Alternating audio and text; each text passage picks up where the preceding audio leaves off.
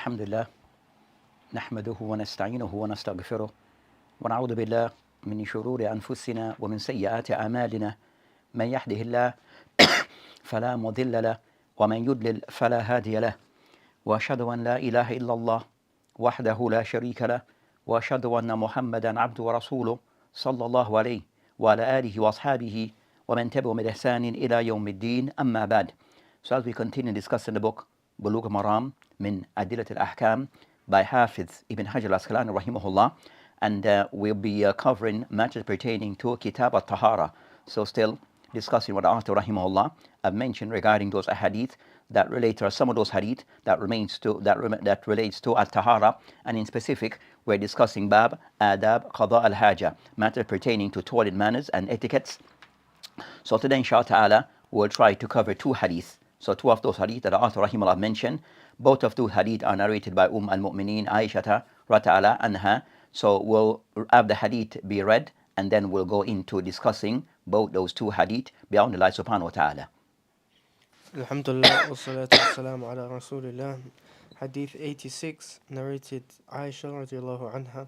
The Prophet sallallahu alayhi wasallam said, "Whoever goes to relieve himself, he must conceal himself." Reported by Abu Dawud. Hadith 87, narrated Aisha radiallahu anha. Whenever the Prophet sallallahu alayhi wasallam came out from Al-Gha'it, a place of answering the call of nature, he used to say, Ghufranaka, O Allah, grant me your forgiveness. Reported by Al-Khamsa. Abu Hatim and Al-Hakim graded it Sahih. So these are the two hadith that the author rahimahullah have mentioned in this chapter of Bab Qada al-Haja, matter pertaining to toilet manners and etiquettes. So he mentioned these hadith of Aisha radhiyallahu anha. So as for the first hadith that have been mentioned, it is stated an Aisha radhiyallahu anha أن النبي صلى الله عليه وسلم قال من أتى الغائط فليستتر. So the Prophet ﷺ, he mentioned that the one who have come to the place of to relieve himself, then he should conceal himself. Then he mentioned Rawahu Abu Dawud. Then we'll discuss this hadith, and then we'll discuss the second hadith that goes back also to Aisha, where she mentioned in the hadith concerning that call أن النبي عليه السلام كان إذا خرج من الغائط, that the Prophet ﷺ, whenever he removed or came out of the place of the toilet, قال Ghufranaka, that he would use or he make this dua. So as for the first hadith that had been mentioned, so the hadith has been stated an Aisha. So and the author mentioned that man ata al-gha'it, the one who have come to the place of the toilet, falyastatir, then a person should conceal himself and hide himself from others. Then he stated rawahu Abu Dawud. So first we'll go to takhrij of that hadith, and then we'll discuss the second hadith. So as for the first hadith that they mentioned here, so as for those who have made takhrij of the hadith, that of those books that have edited the book of Bulugh Maram by Ibn Hajar rahimahullah, so of those that mentioned that the first, which is by Sheikh Al-Fahl, Sheikh Yasin Al-Fahl, that in his checking that he mentioned the hadith being number one, he mentioned, as for the hadith mentioned, isnaduhu da'if. وهم الحافظ في جعله من مسند Aisha. Then he mentioned that Ibn Hajar rahimahullah, Hafiz Ibn Hajar, that he made an error where he have mentioned this hadith upon Aisha. Then he mentioned إنما هو من مسند, but rather the hadith is from the hadith of Abi Hurayra.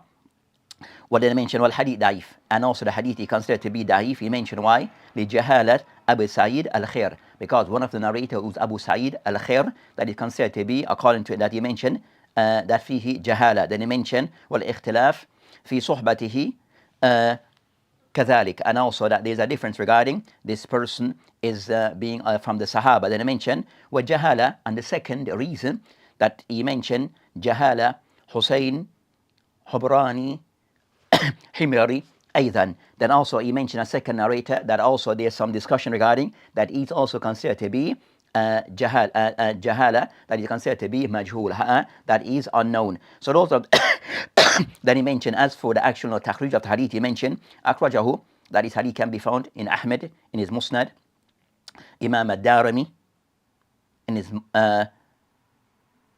Jami' or Sunan, also Abu Dawud, Ibn Majah, Ibn Hibban, wal Bayhaqi. So he mentioned, as for the first hadith that have been stated upon Aisha radiallahu anha, that you have highlighted several matters. So Sheikh Yasin Al-Fal, he mentioned one. According to him, the hadith is da'if. So you have mentioned the hadith is da'if. Second, he mentioned that an error have occurred regarding that his hadith is mentioned as the hadith of Aisha, but what is correct, he holds that the hadith is from the hadith of Abu Hurairah, not the hadith of Aisha. So Ibn Hajar rahimahullah, he made an error by attributing this hadith to al-Mu'mineen Aisha, but rather the hadith is that one of the hadith of Abu Hurairah.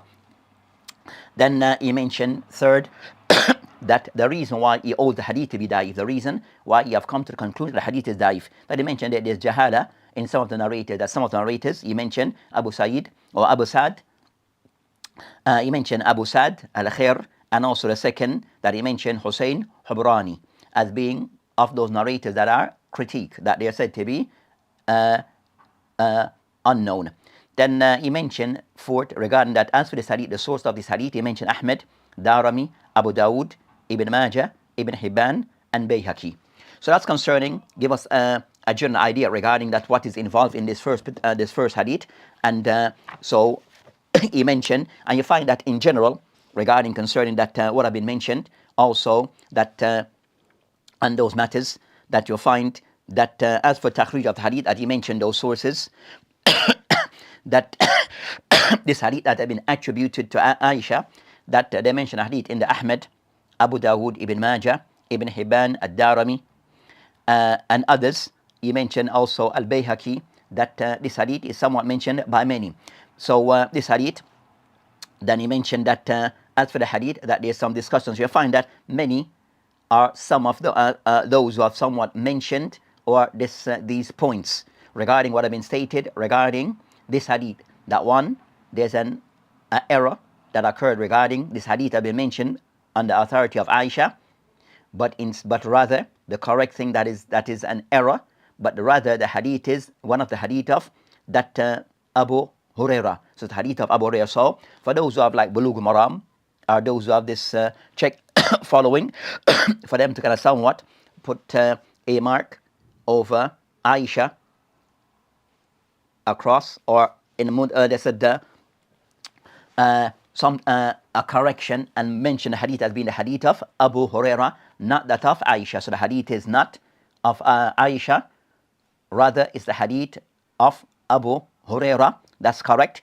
And you find that Sheikh Abdullah Fawzan also states something similar, that regarding concern that point regarding one, this hadith is not of the hadith of Aisha, an error occurred by Ibn Hajar. So I mentioned Tasheef, Tasahuf, that maybe some error occur, but whatever it may be attributed to that error, but an error have occurred regarding this hadith is not the hadith of Aisha. So the hadith that kind of sums a lengthy hadith that was mentioned by Abu Hurairah, that mentioned of the hadith mentioned man ata al-ghahid falyastatir fa in lam yajid illa an yajma kathiban min raml falyastadbiru fa inna shaytan yal'ab bimaqa'id bani adam wa man fa'ala faqad ahsan wa man la fala haraj. So that's the hadith, or a portion of the hadith. So Ibn Hajar rahimahullah, that this hadith they mentioned is just a portion of a lengthy hadith. So he just took a part of a more lengthy hadith that have been mentioned upon Abu Hurairah anhu. So this is just a portion of the hadith, and the hadith in the Abu Dawud. So that hadith is in the Abu Dawud rahimahullah ta'ala. So said this is a part of a hadith. So it's not the full hadith, as he mentioned that the hadith even continued by mention that the one who goes to the place of a height of to relieve himself, he said فَلْيَسْتَثِرْ, then he should conceal himself. Then I mentioned فَإِنْ لَمْ يَجِدْ, if the person is unable, إِلَّا أَنْ يَجْمَى, then a person he should gather. They mentioned kathiban, which is like sand, because this is mentioned concerning a person outdoors.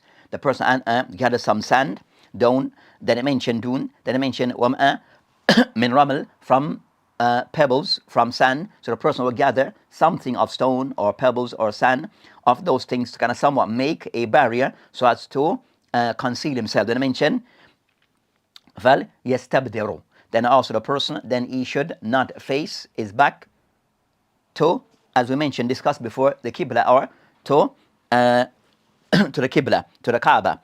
Then he mentioned فَإِنَّ الشَّيْطَانِ. Then he mentioned also فَإِنَّ الشَّيْطَانِ, because shaitan يَلْعَب بِمَقَائِدَ. That is shaitan that somewhat he plays with, comes to try to distract, make problems for the person who's fulfilling, sitting in the call of nature. Then he mentioned فَمَنْ لَمْ وَمَنْ فَعَلَ فَقَدْ أَحْسَنَ. The person I've done so, I've done well. وَمَنْ لَمْ وَمَنْ لَا فَلَا حَرَجَ. And the person who was unable, then there's no harm. So that's concerning the hadith that have been mentioned here. That so that's a lengthy hadith. And as we mentioned, the hadith is the hadith of Abu Dawud and others. The second matter that he mentioned that that has been discussed regarding the hadith, a discussion regarding concerning that the authenticity of the concerning the hukum of the hadith. So the hukum of the hadith, is the hadith authentic or not?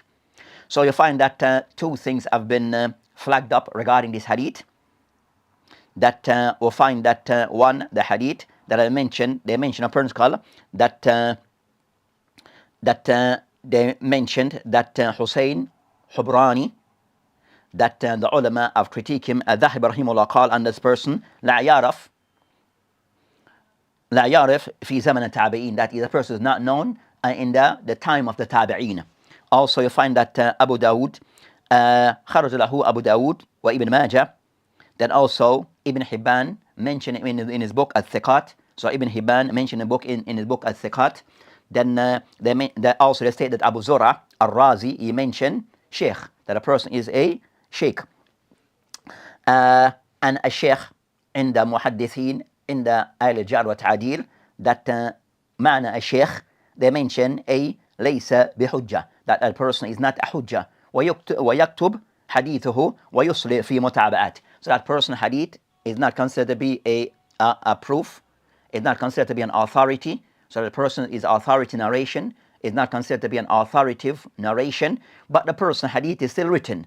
His hadith is still recorded, still somewhat can be used at times. It can be used to as mutabi, can be used as a to support other hadith. So it can be used as a supporting hadith, but it by itself, it doesn't stand. It on its own, it does not stand, or this narrator.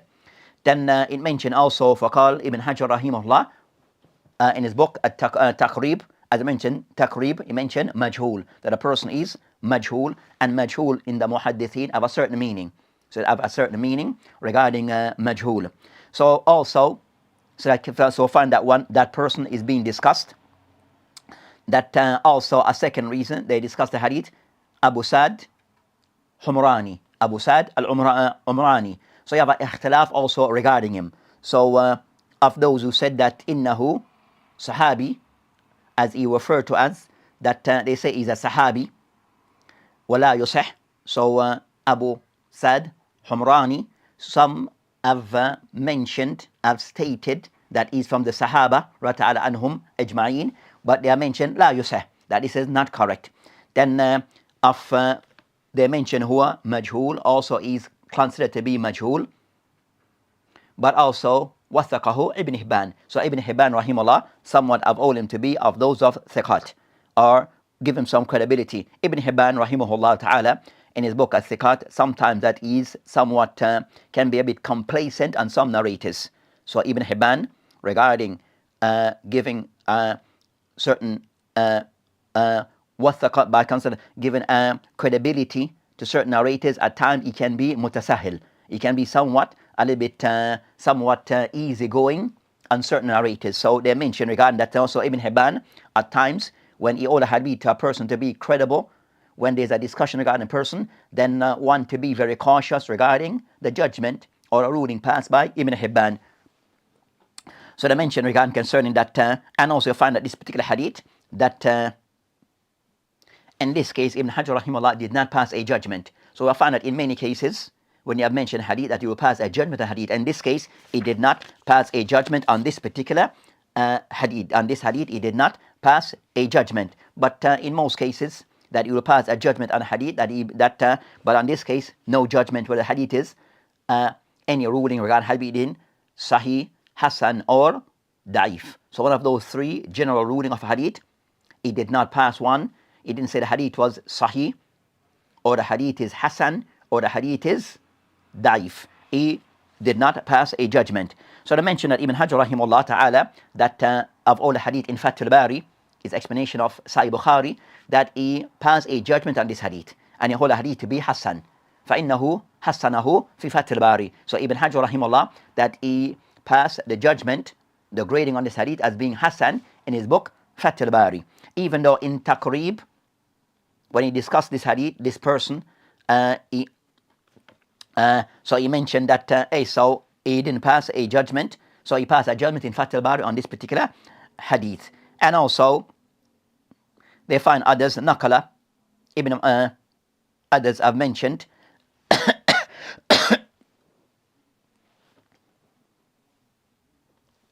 so that's concerning that particular hadith. That's concerning that hadith that have been mentioned here. So you find the hadith of Aisha عنها, that you find of the ulama, that you find that even An-Nawawi of all concerned that the hadith is, so you find of the ulama, those who are the hadith to be Sahih or Hasan of the ulama regarding the hadith of Aisha, or said correctly the hadith of Abu Hurairah, even though it is stated that the hadith of Aisha. So it's an error occurred by Ibn Hajar. So that if many of the ulama have also corrected this of the ulama of the past. You find that Ibn Athir in his book Jami' al-Usul, that also he mentioned the hadith as being the hadith of Abu Hurairah, not the hadith of Aisha. Also find that Ibn Hajar in his book Talkhis al-Habir, that also he referenced the hadith as being the hadith of Abu Hurairah, not the hadith of Aisha. Also Az-Zayla'i in his book Nasb al-Ra'ya, also he attributed the hadith to Abu Hurairah, not to the hadith of Aisha. So you find that even Ash-Shawkani in his book Nil Awtar, so you find many of the ulama, as we mentioned, that they reference this hadith as being the hadith as the hadith of Abu Hurairah, not the hadith of Aisha. So for whatever reason, Ibn Hajar rahimahullah have made an error on this matter. So said that as for the ulama regarding their judgment on hadith, we find that the likes of some of the ulama who have authenticated hadith, or the hadith to be either Hasan or Sahih. So you have of those who have all the hadith of Ibn Hibban, and as mentioned here, so you find that Ibn Hibban have authenticated hadith. Also you find An-Nawawi, all the hadith to be Hasan, قال أما الحديث أبو هريرة فحسن, that he all the hadith to be Hasan, as we mentioned that Ibn Hajar rahimahullah, of those also who all the hadith to be hadith. So said that Madar al-Hadith, as the ulama mentioned, the hadith, it revolves around those two individuals. Regarding concerning Humranian, that Hussein, and some mentioned and Abi Sa'id or men Abu Sa'd, and that also a matter to be looked into regarding concerning the hadith concerning that Abu Sa'd or Abu Sa'id. So of a matter that even myself, that kind of somewhat so to be pick up regarding concerning. So a way to do that, to pick up regarding the hadith he mentioned some mention Abu Sa'd and others mention Abu Sa'id. So which is correct? So let's see as to so this book they mention Khulasatul Kalam fi Takhrij Ahadith Bulugh Maram, and this is a book in 3 volumes that the author rahimahullah or hafidhullah ta'ala wa ra'ahu, that he goes over the hadith, check the hadith of Bulugh Maram. Even though this is a condensed, this book, he has another book that also come about in 10 volumes on the same topic. So you have a book, the original book, the larger one is in 10 volumes or so. Then he had a Mukhtasar, which is this one, like Khulasa. This one is 3 volumes. Then he has a smaller one in 1 volume. So he has 3 books on Bulugh Maram, a large one in around 10 volumes, the medium one in 3 volumes, and the smaller in 1 volume. Fallah musta'an. So that's what concerns the juhud of some of the mashaykh in the attention given to this book, Bulugh Maram. So he mentioned regarding concerning hadith, he mentioned لم أجده من حديث عائشة لا عند أبي داود ولا غيره ولا أظنه إلا تصحيفا أو وهما يظهر أنه من مسند أبي هريرة كما ذكر ابن حجر ابن حجر رحمه الله في تلخيص الحبير. So he mentioned regarding concern again that clarifying that the hadith was not found in Abu Dawud, narrated, transmitted by Aisha. Rather, what has been found, the hadith is from Abu Hurairah. So they said the Muslim of Abu Hurairah from the hadith, the collection of Abu Hurairah. And even Ibn Hajar himself had mentioned this in Talkhis al-Habir. which is another book of him, Ibn Hajar, that goes into Takhrij of Hadith in Rafi al-Kabir. And also others who have mentioned something similar, San'ani and others. So he mentioned a hadith that Abu Hurairah in the Ahmed, Ibn Majah, Bayhaqi, and others. Then he mentioned regarding concerning in his book that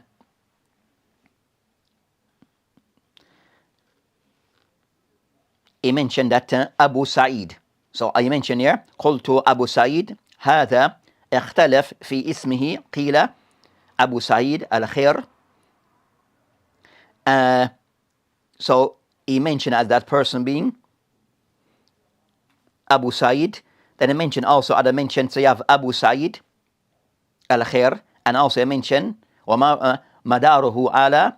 Then he mentioned قال حافظ ibn Hajar في تلخيص مداره على أبو سعد حمراني أو حبراني أبو سعد حمراني الحمصي، وفيه اختلاف، قيل أنه صحابي لا تصح، رواء حسين حمراني وهو مجهول، قال أبو زرع شيخ، وذكر ابن هبان في الثقات، وذكر دارقطني اختلاف في علل. So also Daraqutni mentioned in his book Al-Ilal, the ikhtilaf between ulama on this hadith. So a discussion regarding concerning this that matter.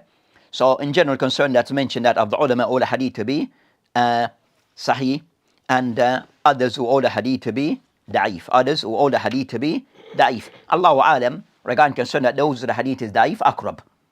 So regarding concern that those the hadith is da'if, that seems to be the more correct view amongst the ulama and talabatul ilm. Allahu alam. Then as for what can be taken from the hadith, so what can be taken from the hadith, that we go to what is mentioned here by and also they mention even Sheikh Al-Ba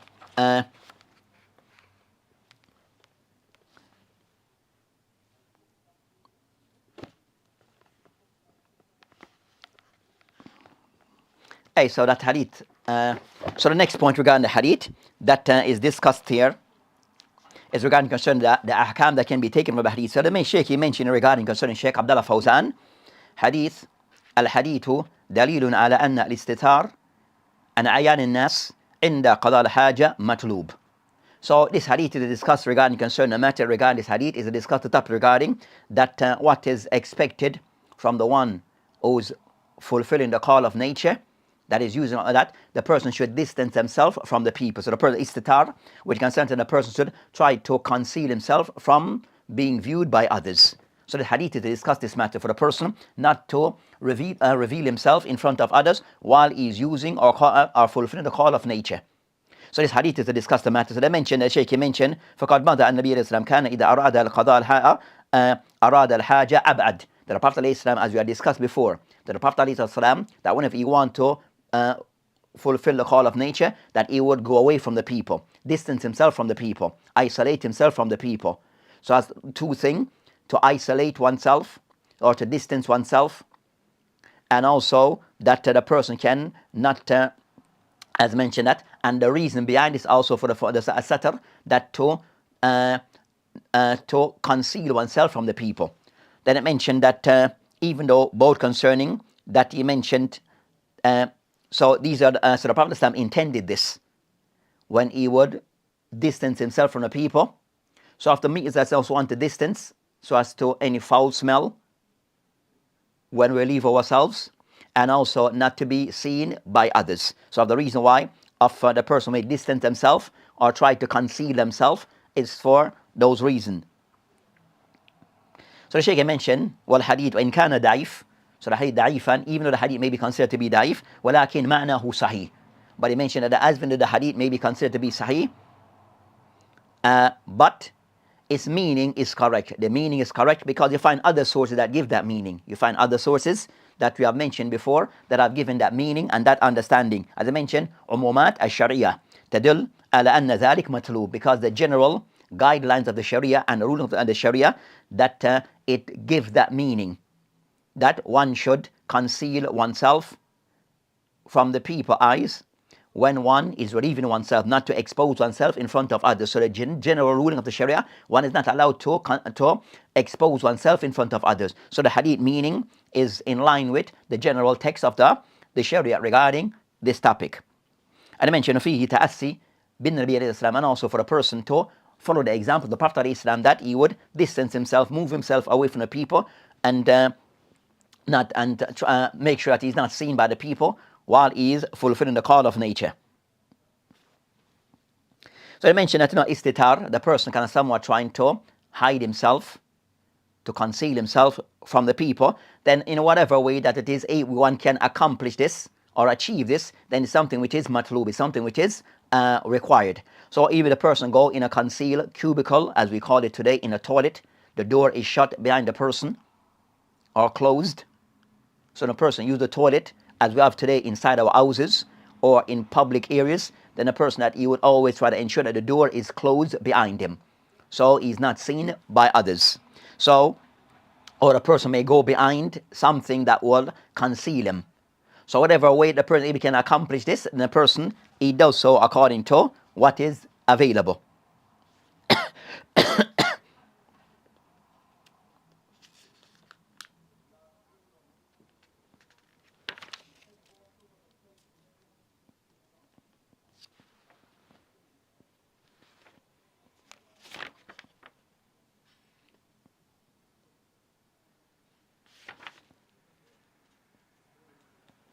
So Islam generally concerned, the Prophet said that in Islam, that they generally call for a person to not expose himself in front of the general public, with cases of exception. So said that exception regarding concern a person's wife, family members, husband and wife, then that's the case.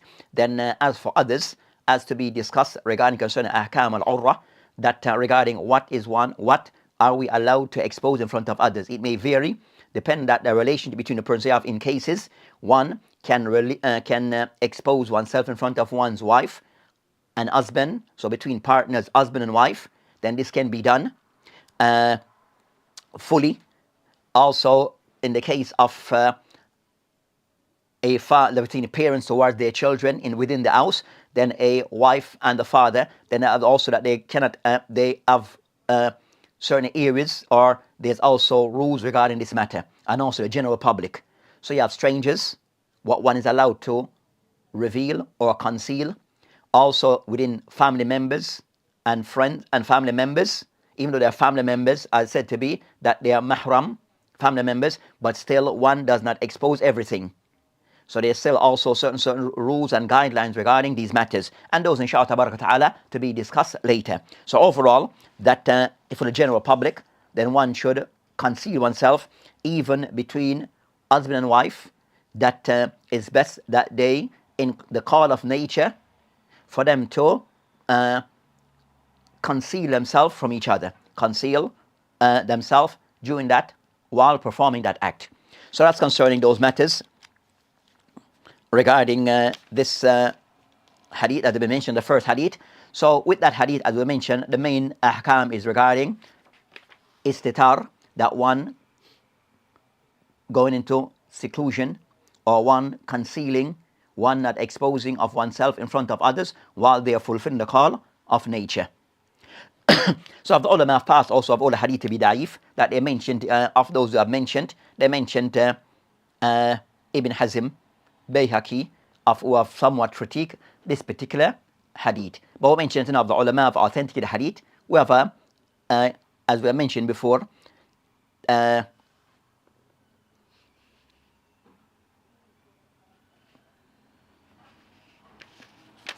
so that's concerned the first hadith. As for the next hadith that was mentioned, as I mentioned, عنها.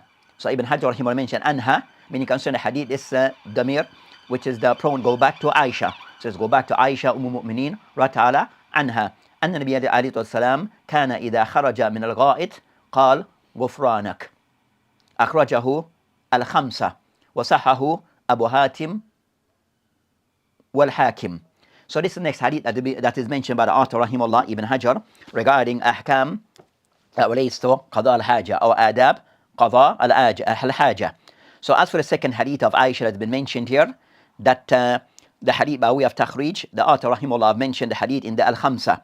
So Al-Khamsa, it will mean Ahmed, Abu Dawud, Tirmidhi, Nasa'i, Ibn Majah, according to the terminology of Ibn Hajar in this book. So according to the terminologies that Ibn Hajar rahimullah has used in this book, then it will then Al-Khamsa would mean those 5.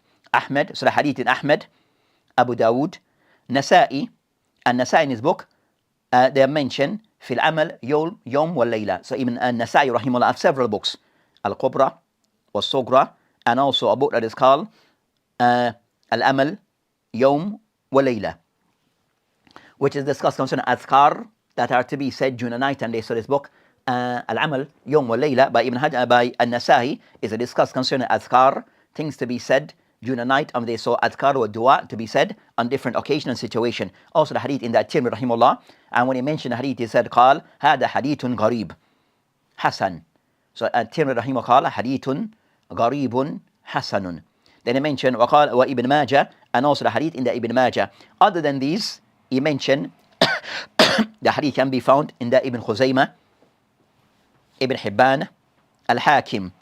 So Ibn Khuzaymah, Al-Hakim, Ibn Hibban, Bayhaqi, Ibn Sinni also have a book that is called Amal Yawm wal Layla that discusses concerning Azkar. Ibn Jarud, Ad-Darami, Bukhari in his book Adab al-Mufrad, Ibn Jawzi, and others. So you have this hadith that been mentioned by many. So the hadith of Aisha that mentioned the Prophet ﷺ, the meaning of which that call that the Prophet ﷺ, إذا خرج, when he comes out, when he exited, came out of the toilet, من الغائط, قال, he would say Ghufranak. He would make this dua when he came out of the toilet. So as for the hadith, that we mentioned some of the source of the hadith. As for what has been said regarding this hadith, so what have been discussed regarding, so you have a lengthy discussion regarding, or you have a discussion regarding, is this regarding this hadith. So the hadith is well known, but you find of the ulama who have authenticated the hadith, or hadith to be sahih. We have Ibn Hibban, as mentioned by Ibn Hajar, as I mentioned, Sahahu, Abu Hatim, Wal-Hakim. So of those who have authenticated this hadith, Ibn Khuzaymah, Ibn Hibban, Ibn Jarud, An-Nawawi, Ibn Hajar in his book Nata'ij al-Azkar. So Ibn Hajar rahimahullah, that have a book Nata'ij al-Azkar, that he can somewhat discuss the hadith of the hadith of Azkar by An-Nawawi. He didn't complete this book, but like a takhrij of the hadith of the book of Azkar by An-Nawawi. So he referred as Nata'ij al-Azkar.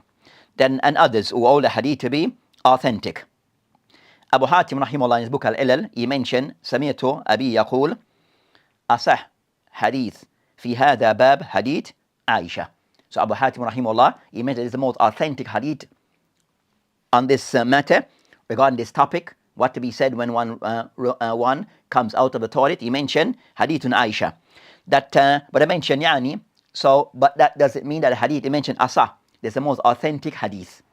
At times, the word asah hadith, fi hadha bab, it doesn't mean the hadith is authentic. It doesn't mean that from what is mentioned, this is the most authentic, but it doesn't necessarily mean this hadith is authentic. It doesn't necessarily mean the hadith is authentic, but this is the most authentic from the group of hadith that I mentioned on this particular topic. So you find that the hadith is somewhat said to be authentic. I will mention many of the ulama have discussed the hadith and authenticate the hadith. So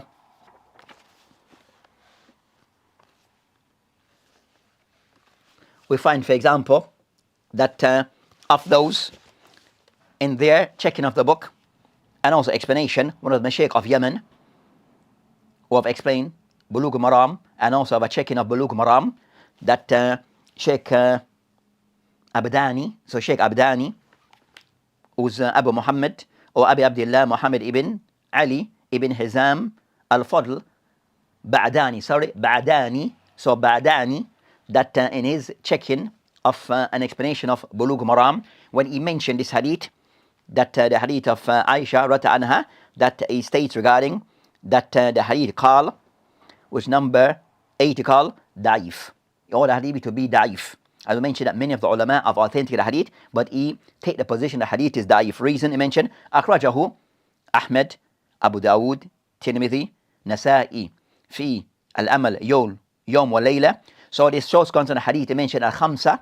So I think that we should take into that as a sign of caution. When Ibn Hajar Rahimah mentioned Al-Khamsa, then he should have clarified this hadith. When he said Khamsa, when he mentioned Nasa'i, he should have stipulated, he should have put it separate, not include, mention Al-Khamsa illa Nasa'i. So more precise. Ibn Hajar should have mentioned Al-Khamsa illa Nasa'i, lakin Al-Nasa'i fi amal yawm wa layla. Which is more, as we said, that because the hadith is not in his Al-Kubra or Sugra, it is in Nasa'i in his book, Amal al-Yawm wal-Layla. Then I mentioned Ibn Majah wal-Hakim وفي إسناد يوسف ابن أبي بردة روى عنه اثنين ولم يوثق معتبر فهو مجهول الحال فالحديث ضعيف وقد ضعفه شيخنا مقبل الوادي رحمه الله تعالى. So that's the point where this author or this sheikh mentioned the hadith is da'if, and you have given his reason that one of the narrators was Yusuf ibn Abi Burda, that is someone said to be majhul. And also he mentioned that Sheikh Muqbil all the hadith or take the position that the hadith also is da'if. So I show that Sheikh Muqbil, and as we mentioned that Sheikh Muqbil rahimahullah ta'ala is of the position that hadith is da'if, unless there's something to say otherwise. But from what the Sheikh is mentioning here, that Sheikh Muqbil all this hadith to be da'if. Of the ulama of contemporary times, so Sheikh Albani and the likes all the hadith to be sahih, but Sheikh Muqbil see different. And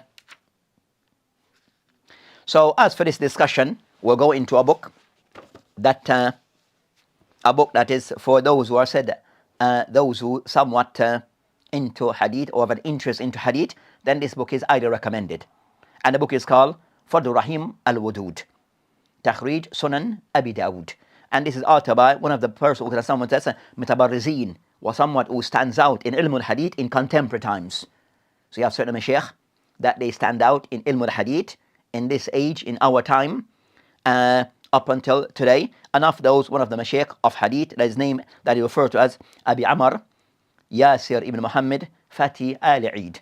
So his books, to those people who specialize in hadith or have an interest in hadith, then his books are highly recommended for a person to try to get hold of.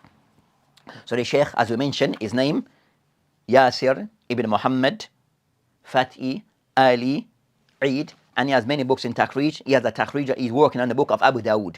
So it's given like a very detailed Takhrij of the book of Sunan Abu Dawud that stands out of the more reputable works regarding Takhrij of Hadith of Abu Dawud, the one that stands out regarding this matter. So regarding concern this matter, that when he discussed the Hadith in depth, he kind of somewhat فقال باب ما يقول الرجل إذا خرج من الخلاء. So he mentioned that, then he mentioned Hadith Israel قال أبو داود رحمه بسنده إسرائيل أن يوسف ابن أبي بردة أن أبيه حدثني عائشة رضي عنها أن النبي عليه السلام قال أن النبي عليه السلام كان إذا خرج من الغائط قال غفرانك. So they mentioned regarding concern that they mentioned the source of this hadith. He mentioned the hadith Hassan, hadith is Hassan. Sheikh Ali Eid, Sheikh Fatih, all the hadith to be Hassan. And he mentioned many sources. He mentioned many sources of the hadith. He mentioned the hadith in the Adab al-Mufrad Imam Bukhari, وفي تاريخ الكبير ترمذي, Nasa'i in his book في أمل يوم وليلة, Ibn Majah, and many others. Darami, Ibn Khuzaymah, Ibn Hibban, Ibn Jarud, Al-Hakim, Ahmed, Ibn Abi Shayba, Abu Abbas al-Sarraj في مسند, Ibn Mundhir في الأوسط, Ibn Arabi في معجمه, Tabarani في الدواء, Ibn Sunni في عمل يوم وليلة, and mentioned many other sources. So they mentioned regarding concerning that, they mentioned that there's a discussion regarding this particular hadith, and they mentioned that as for those who authentic the hadith, he mentioned قال ابن ملقن في البدر المنير بعد قول الترمذي حسن غريب قال وهو صحيح. So Ibn Mulaqin in his book Badr al-Munir, all the hadith to be in agreement because the hadith to be sahih. قال علامة أحمد شاكر رحمه الله تعالى وغرابته انفراد إسرائيل به وإسرائيل ثقة الحجة وهاشي على جامع الترمذي. So you're going to somewhat all the hadith to be authentic. Then you have Al-Hakim, all the hadith to be sahih. Then I mentioned that Ibn Hajar rahimahullah, that An-Nawawi rahimahullah, all the hadith to be in his book Al-Azkar, وفي مجموع وفي الخصاء, all the hadith to be authentic. So An-Nawawi rahimahullah in his book, 3 of his book, Azkar, Majmu' wal-Khulasa. Wal-Khulasa, more in line of hadith. So mentions the hadith, and then it will give their judgment, pass the judgment, and also mention that which is opposite to hadith, which is da'if. So interesting book by An-Nawawi rahimahullah ta'ala. Then also he mentions of Ibn Hajar who authenticated the hadith.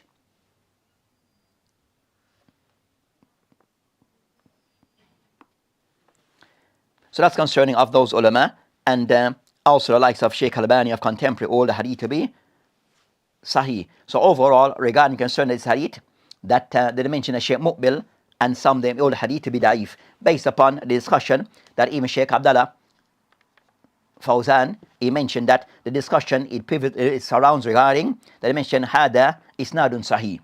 Yusuf ibn Abi Burda wathaqahu al-Ijli wal-Hakim وذكره ابن حبان في الثقات وقال الذهبي في الكاشف ثقة وقال الحافظ تقريب مقبول قال الترمذي هذا حديث حسن غريب لا نعرفه إلا من حديث إسرائيل عن يوسف بن أبي بردة وقال الشيخ أحمد شاكر غرابته انفراد إسرائيل به وإسرائيل ثقة حجة وصحه أبو هاتم الرازي والحاكم كما ذكر الحافظ. So this hadith of the ulama who authenticate the hadith, so you find that some of the ulama who have authenticated this particular hadith. And of contemporary mention Albani عليه rahmatullah tabaraka ta'ala. So as for the hadith, what can be taken from the hadith, I mentioned that this hadith is to discuss what's its application. So the hadith in khulasa of majority of the ulama of the position, the hadith it is sahih or hasan, hadith al-maqbul. But you find that of the ulama who take the position that the hadith is not da'if, we mention of those Shaykh Muqbil and some of his students. And a reason regarding concerning that discussion regarding some of those narrators being majhul or not, who's Yusuf ibn Abi Burda.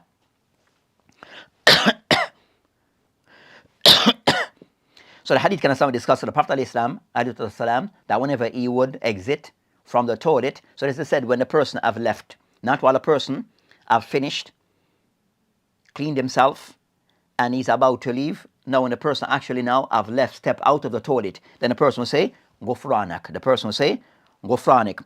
So regarding concern the person is now that asking for Allah subhanahu wa ta'ala to forgive him. That asking for Allah subhanahu wa ta'ala for forgiveness. So al-Ghufranak from Maghfirah, that they mentioned from Maghfirah, that iya al-Maghfirah, where the person seeking Allah subhanahu wa ta'ala forgiveness with it, al-Maghfirah, seeking of Allah subhanahu wa ta'ala forgiveness, it is sitr al-dhunub, وتجاوز عنها, where the person that is seeking for Allah subhanahu wa ta'ala to somewhat to the conceal of one's shortcomings, one's sins, and also for Allah subhanahu wa ta'ala to overlook them, which is to pardon a person. So Allah subhanahu wa ta'ala to forgive. So this is the person, is sitr al-dhunub, is to conceal of one's sins and to pardon the person of those sins and to overlook them. So from the hadith, what can be taken? Hadith dalil ala istihbab qawl ghufranak. So it is something which is, that is matlub, or all mention it is mustahab for a person to mention this dua. It is mustahab for a person to say this dua upon leaving the toilet. بعد قضاء حاجته وخروجه من المكان. So the person said it's not after he have finished relieving of himself, and also he have cleaned himself, and third, that the person that he has left that makan, he have left that place, so he have stepped out. He's not insider, as he's not allowed to mention anything concerning anything that is religious. So the person enclosed, he mentioned, فَإِنْ كَانَ فِي بِنَا قَالَهُ إِذَا خَرَجَ. The person like in an enclosed area, then the person says so when he comes out, he's out. And the person في سَقْرَى, the person like in an open area, قَالَهُ إِذَا فَارَقَ الْمَكَانِ. The person says that when he have moved away from that area that he has relieved himself. So the person have those two options. If he's indoors, in a toilet enclosed area, when he comes out, then he say the dua. And if the person in an open area, then it will be said when the person have moved away a little from that area. And said, now the ulama didn't, as I said, why they say it is, as for the hukum on this act, they say it is mustahab. The ulama say it is mustahab. The reason why they mentioned that Aisha عنها, she's mentioned something the Prophet did as an act. So Aisha عنها, she's mentioning something the Prophet did as an act. So they mentioned that according to the ulama in usul al-fiqh, they mentioned regarding concerning that مجرد الفعل لا يدل على وجوب لكن يدل على استحباب. So the Prophet is mere action of the Prophet then the judgment, the ruling that can be taken from it, that something it is mustahab, unless there's something to say otherwise. So مجرد الفعل, this mere act being performed by the Prophet then that the rule that can be taken, extracted from it, that indicate that that matter is something which is in line with something, it is aligned with being mustahab, preferred, recommended to be done, but not to the degree of wajib unless there's something to say otherwise, unless there's other factors.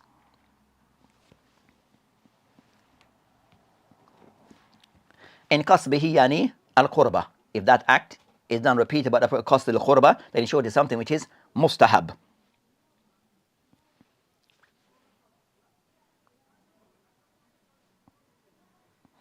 Then so that's concerning that they mentioned, like Al-Baghawi rahimahullah mentioned concerning the hikmah, or the reason behind Allah, that they mentioned that why the person say Ghufranaka, when the person have relieved himself, why one? So when the person enter, one seek refuge. So when one enter the toilet, one seek refuge from the shayateen, from the male and female shayateen. Then the person now leaves, then why the person is saying Ghufranaka? Why saying Ghufranaka? You're seeking forgive me. Why seeking forgiveness? As the person perform a sin to seek forgiveness. They mention regarding that Al-Baghawi rahimahullah, he mentioned كأنه يرى تركه ذكر الله زمان لبثه على الخلاء تقصير منه فتداركه باستغفار. So he mentioned the reason why the person is saying Ghufranak. He mentioned كأنه يرى, as if the person, it is seen, as the Prophet has seen, تركه ذكر الله, that he was unable to make the dhikr of Allah subhanahu wa ta'ala while he was doing this act of qada al-haja. Yani zaman labthihi, the time that he was under fulfilling the call of nature, ala khala, in the toilet, taksiran, he said, a form of deficiency or shortcomings in not being able to mention Allah subhanahu wa ta'ala. So he wants to make up for this. He wants to make up for this. So he seek al-istighfar. Meaning that while he was fulfilling the call of nature, he was unable to mention Allah subhanahu wa ta'ala, make things of dhikr for Allah subhanahu wa ta'ala. So when he finished, he wants to make up for this by seeking Allah subhanahu wa ta'ala forgiveness, because he was unable to do so when he was doing this act. And he always liked to be in a state of the remembrance of Allah subhanahu wa ta'ala, but he was unable to do so during this act of fulfilling the call of nature. So he wants to make up for this. So he seeks by saying Ghufranak. And others who have mentioned Al-Khattabi, and others who have mentioned something similar regarding that matter. Allah Ta'ala alam. Also, just to note that there's some other hadith regarding concerning that what to be said regarding, as Sheikh you have other hadith mentioned regarding all of which is mentioned. So he mentioned that you have other hadith, other narration regarding what to be said when the person have left the toilet. So I mentioned that Abu Hatim mentioned asah hadith, that the most authentic hadith regarding what to be said upon leaving the toilet is Ghufranaka, the hadith of Aisha, Ghufranaka. Even though I mentioned that some of the ulama all the hadith to be da'if, but majority of the ulama all the view that hadith is Sahih or Hasan or hadith al-Maqbul. But also you have other narrations regarding what to be said from other companions. So Sheikh they mentioned Mimbab from other hadith are narrated by Anas on this matter, hadith of Abi Dhar, hadith of Sal ibn Abi Khathama, Ibn Abbas, Ibn Umar. So you find several Sahaba who have mentioned other narration as to what to be said upon leaving the toilet. All those hadith they mentioned, all of Umar da'if. All of those narration, la yasa minhu shay. There's nothing from amongst those other narration that are said to be authentic. All of them are criticized. Of some of those narration it mentioned that إذا خرج, it mentioned regarding that إذا خرج قال الحمد لله الذي أذاقني لذتي وأبقى في قوتي وأذهب عني أذاء. So you have that narration. So you have other narration. Allah subhanahu wa ta'ala. So you have that narration I mentioned is da'if regarding that matter. So you have those type of narration regarding what to be said upon leaving the toilet. But I mentioned all these narration are said to be da'if. So I mentioned the Prophet said they have answered that other narration mentioned Alhamdulillah alladhi ad'ab anni adha wa afani. So you have another narration by Ibn Majah, the hadith of Anas bin Malik mentioned that the Prophet ﷺ would say, supposed to have said when he leaves the toilet, Alhamdulillah alladhi ad'ab anni adha wa afani. But meaning of which, praise be to Allah subhanahu wa ta'ala that I've removed from me this harm, which is this filth, wa afani, and made me well. So mention this hadith out that it is da'if. Another narration of this hadith of Abi Dhar, it states, Alhamdulillah alladhi adhab anni hazan wa adha or huzun or hazan wa adha wa afani. So you have another narration mentioned Alhamdulillah alladhi adhab anni hazan wa adha wa afani or huzun. Then a third narration of Aisha that mentioned Alhamdulillah alladhi adhaqani liddati wa abqa ma'nafatu fi jasadi wa akhraj anni adhahu. So it mentioned that that's the one that so that's another narration that also they mention it is da'if. And also another that mention Alhamdulillah alladhi adhab anni ma yu'dhini wa amsik alayya ma yanfa'ani. So I mentioned again concerning the same meaning that Alhamdulillah for that I've removed from me that which will harm me, and all keep back remain that which will benefit me. So you have those meaning of the hadith that I mentioned that. So all those narration are da'if. We said with the exception of the hadith of Aisha, Ghufranaka, where majority of the ulama take it to be authentic. Some hold it to be da'if amongst them of contemporary Sheikh Muqbil. So that's concerning what can be discussed regarding these two hadith. So this inshallah ta'ala will end the discussion. Wabillahi ta'ala tawfiq. Wahadil sabil. That before end there's another excerpt that regarding concerning taqrir of hadith, because someone went into some deep, went into a little bit more than we normally would. And because of that, just going to give an understanding regarding that sometimes matter regarding hadith can be very lengthy. And that's what said, just as the tip of the iceberg at times. That is still just a small tip of the iceberg. It can go in more details regarding these matters. So to show concern that the appreciation of the ulama of hadith. So to show the appreciation of the ulama of hadith, that they go into very detailed matters regarding checking and verifying everything that is attributed to the Prophet ﷺ, as this is a part of our deen. So again, وَبِاللَّهِ تَعَالَى تَوْفِيقٍ وَعَادِلَ السَّبِيلِ وَالْآخِرَ وَالْحَمْدُ لِلَّهِ. السلام عليكم ورحمة الله وبركاته.